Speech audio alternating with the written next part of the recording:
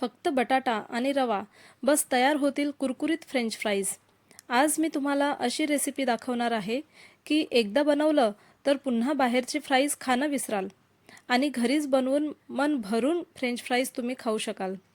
ही recipe लहान मुलांना तर खूप आवडीची आहेच, पण मोठेही खाण्यापासून स्वतःला आवरू शकणार नाही। इथे तुम्ही बघू शकता खूप कुरकुरीत आणि टेस्टी असे फ्राईज बनतात। तर चला मग पाहूया हे सोपे फ्रेंच फ्राईज घरी कसं बनवायचं। आता इकडे मी गॅसवर कढई ठेवलेली आहे। थोडं गरम झालं की त्यात आपल्याला एक वाटीभर पाणी टाकायचं आहे, मोजून पाणी टाकायचं आहे। आणि थोडंसं गरम होत आलं पाणी की त्यात आपल्याला मीठ टाकायचं आहे। चवीनुसार आपल्याला मीठ आपण ॲडजस्ट करू शकतो। आता हे थोडंसं ढवळून घ्यायचं पाणी आणि पूर्ण असं गरम झालं पाणी की त्यात आपल्याला त्याच कपाने 1 कप रवा टाकायचा आहे। बारीक रवा घ्यायचा। तुमच्याकडे जाड रवा असला तर पाणीचं प्रमाण तुम्ही वाढवू शकता इथे, कारण जाड रव्याला पाणी जास्त लागते।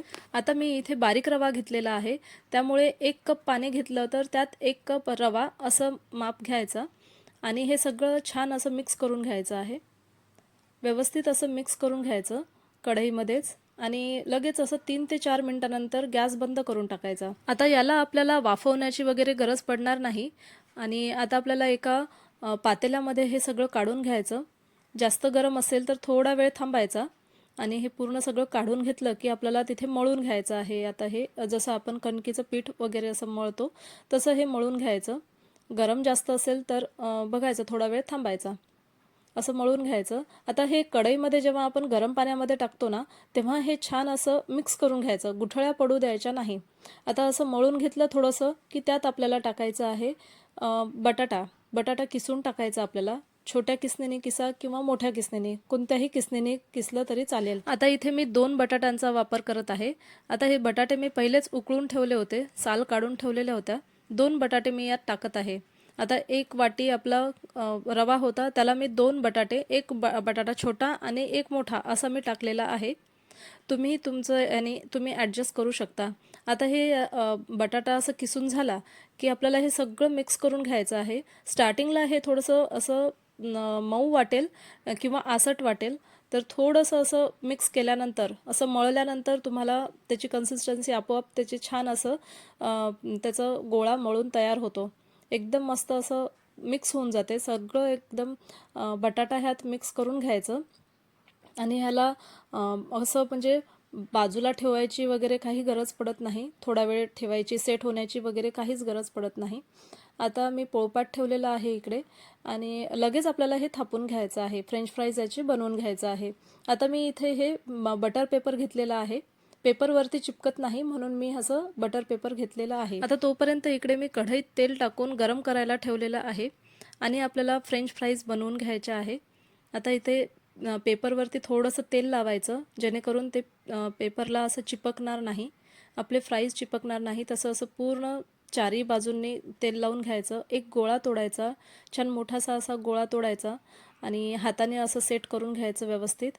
आणि असं झालं की सगळीकडे त्या गोळ्यानेच आपल्या पेपरवरती असं तेल लावून घ्यायचं, त्या गोळ्यानेच, आणि मस्त असं फ्रेंच फ्राईज आपल्याला थापून घ्यायचं आहे। आता हे आपल्याला लाटण्यानेच लाटून घ्यायचं आहे। तुम्ही हाताने जर असं थापून घेऊ शकता तर हाताने सुद्धा थापून घेतलं तरी चालेल आणि असं लाटण्याने लाटून घेतलं तरी चालेल। आता ह्या जे पेपर आहे त्या पेपरलाच असं फिरवत आपल्याला लाटून घ्यायचं आहे। जास्त पातळ लाटून घ्यायची नाही। आता एखाद्या चाकूने वगैरे सुरीने आपल्याला कट करून घ्यायचं आहे चारी बाजूंनी, जेणेकरून आपलं जे फ्रेंच फ्राईज आहे ते लांब असे व्यवस्थित होतील तसं। आता चारी बाजूने असं सगळं व्यवस्थित असं कट करून घेतलं की आपल्याला फ्राईज असे कट करून घ्यायचे आहे। तुम्ही बघू शकता हातात मी काढून असं दाखवत आहे आणि शेप पण मी देऊन दाखवत आहे, शेप पण देत आहे एक एक कट केलं की। आता अशा प्रकारे सगळे आपल्याला कट करून घ्यायचे आहे। आता सुरीने ना चाकूने व्यवस्थित कट होत नव्हतं, त्यामुळे मी हे जे शंकरपाळे कट करायचं असते ना, त्यानेच मी असं हे कट करून घेत आहे। व्यवस्थित एकदम स्मूथली कट होत आहे याने।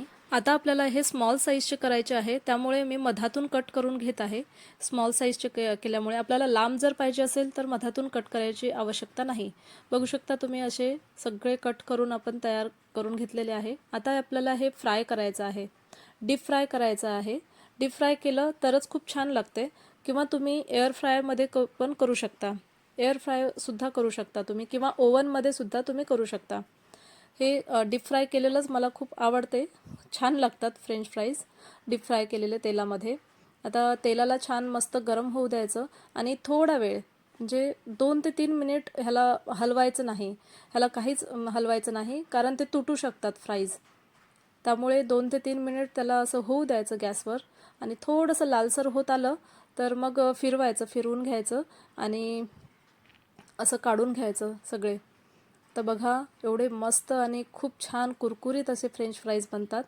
यावर तुम्ही पेरी पेरी जे मसाला असतो तो टाकू शकता किंवा मी घरी मसाला हा बनवलेला आहे ते पण मी तुम्हाला पुढे दाखवणार आहे. तर बघा असे स्मॉल साईजचे आपले फ्रेंच फ्राईज तयार आहेत.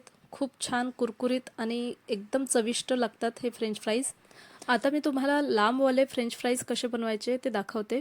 आता असंच ते बटर पेपरवर मी असं थापून घेत आहे आणि हे मोठे करायचे आहे त्यामुळे मी कटिंग पॅडवर पेपर ठेवलेला आहे आणि हे असं सगळं असं चारी बाजूनी लाटून घेत आहे.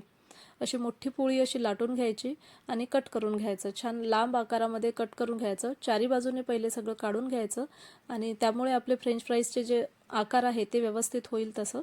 आणि हे आपल्याला सगळं कट करून घ्यायचं आहे. आता या सुरीला असं चिपकत असणार ना तर तेल लावून घ्यायचं. सगळीकडे असं तेल लावलं तर एकदम स्मूथली असं कट होऊन जाते आणि असं सगळं आपल्याला कट करून घ्यायचे आहे. आता तुम्ही इथे बघू शकता असे लांब साईजचे असे मस्त फ्राईज आपल्याला कट करून घ्यायचे आहे आणि एक एक करत गरम तेलामध्ये सोडायचं आहे. एकावर एक टाकायचं नाही, ते तुटू शकते. तसंच 1 ते 2 मिनिट याला हलवायचं नाही आणि फोर्कने वगैरे असं हलवायचं, थोडंसं खालीवर करायचं आणि तळत आलं, छान सोनेरी कलर आलं की काढून घ्यायचं आणि आपले तयार आहेत लांब फ्रेंच फ्राईज. आता मस्त गरमागरम फ्रेंच फ्राईज प्लेटमध्ये काढा आणि त्यावरून छान सुक्का मसाला टाका. आता सुक्का मसाला मी घरीच बनवलेला आहे. थोडंसं अर्धा चम्मच मी चाट मसाला घेतलेला आहे आणि त्यानंतर मी थोडंसं मीठ घेतलेलं आहे चवीनुसार आणि लाल तिखट हे सर्व छान मिक्स करून घ्यायचं आणि फ्रेंच फ्राईजवर हा मसाला खूप छान लागतो किंवा मेयोनीज वगैरे तुम्ही टाकू शकता. पेरी पेरी मसालासुद्धा तुम्ही यात टाकू शकता आणि टोमॅटो केचपसोबत सर्व करा.